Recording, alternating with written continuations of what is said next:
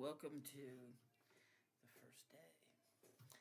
I decided to do it today because this day only comes every 4 years. Woohoo! So here we are on February 29th. And today we're going to start talking about what are you really afraid of?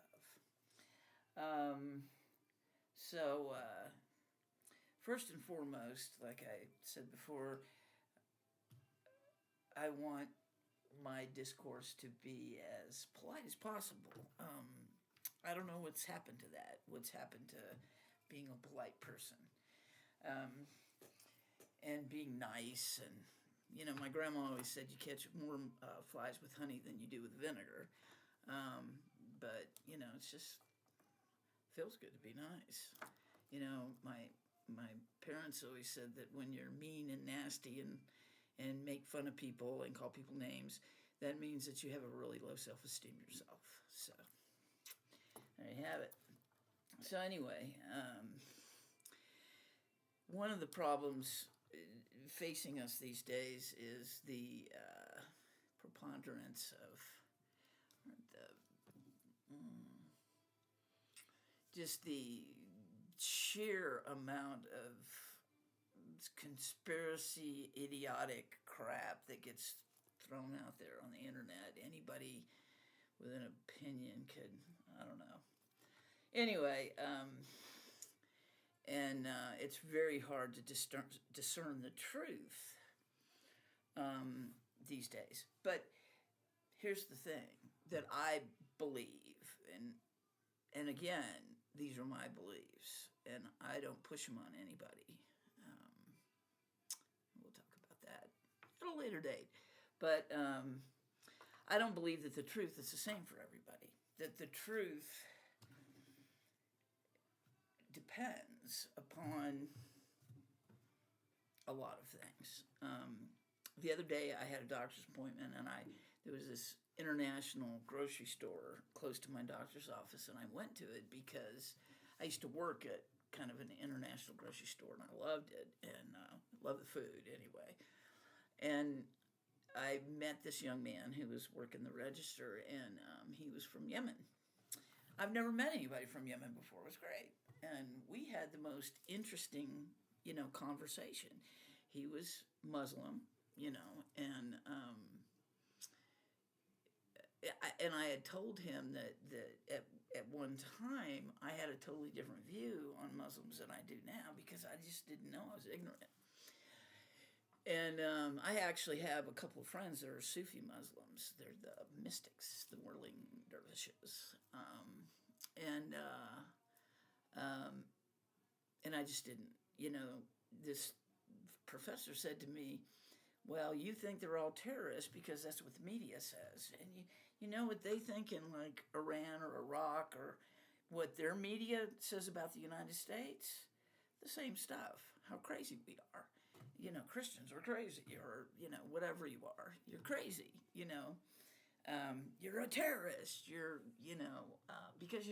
because that's what you're told in the media or whatever. And not that the media is lying, it's just that that's what they report instead of like anything good that a Muslim person does, So anyway, I don't want to get off on that too much, but one of the things I told him that I had begun to read the Quran because I had heard all this stuff, and I just I wanted to know for myself. So like the Bible, like I've read the Bible more than once, so I know what's in it.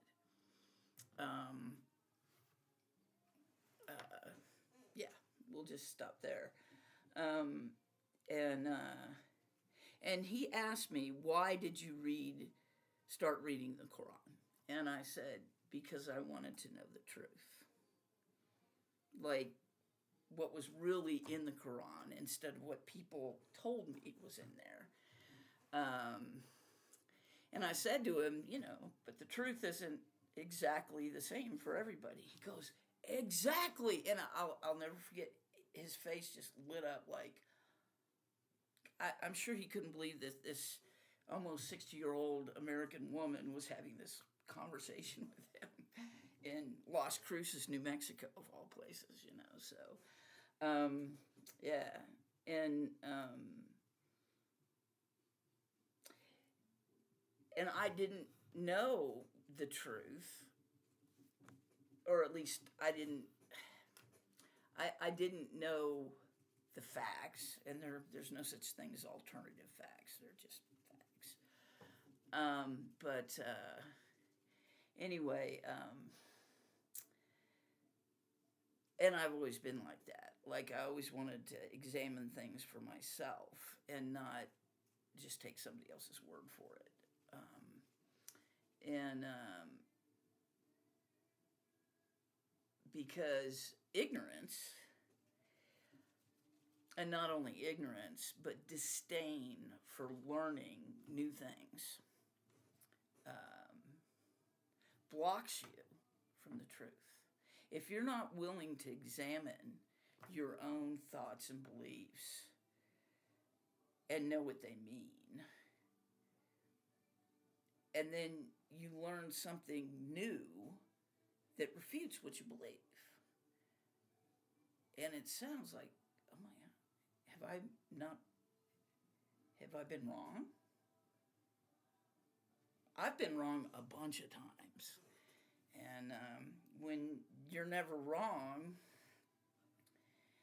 and you're always right and you know everything, you remain in ignorance because you can't learn. And if you can't learn, I don't care how smart you are. You know, everybody on the planet knows how to do something better than you do. Everybody. I don't know how to do plumbing, electrical work. You know, my plumber probably can't play the guitar. You know, so, but that's important though. Ignorance and disdain for learning new things blocks you from the truth. That's what I believe. For instance, when I was young, I was all for capital punishment because there are some crimes that are just abhorrent, especially toward children and the elderly, and in my opinion, animals. But you know, I've had some violence perpetrated against me, and anyway, and it was an economics thing.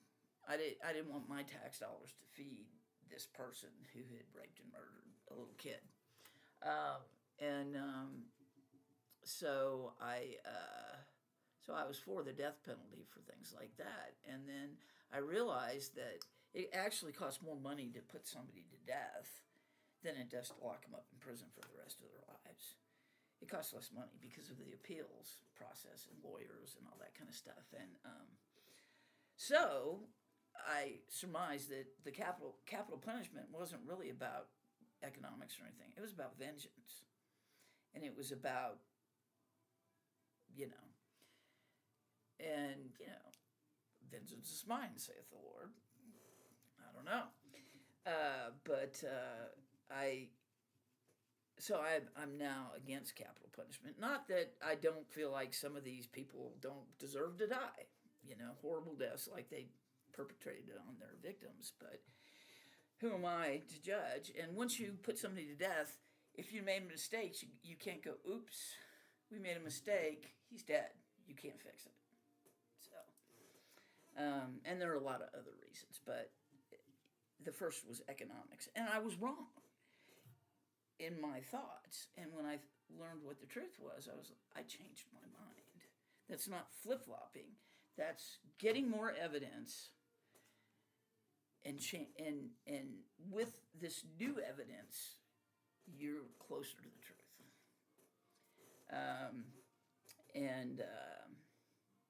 Anyway, you know what is going on right now politically in this country is that one side seems to think they know it all, and the other side knows absolutely nothing, and vice versa.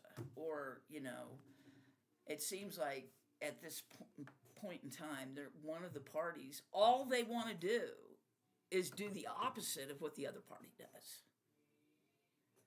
So if you have two parties in Congress and they never work on anything together, then what the hell are we electing them for and sending them up to Congress?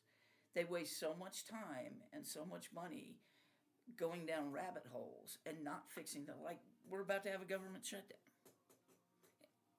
Oh, but let's impeach Mayorkas. Okay. Now, if you agree with impeaching Mayorkas, that's fine. That's your opinion, you know. But let's impeach Mayorkas knowing when it goes to the Senate, it will not pass.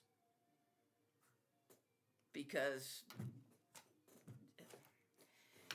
you know, let's put these bills forward that are not going to pass just to say we're doing something, standing for our principles, and I'm paying you and you're doing absolutely nothing for me. So, and it just seems like, you know, it's just absurd. But I'm gonna go into this more. But right now, I'm gonna wrap up what I'm talking about and play a little song. By the way, here is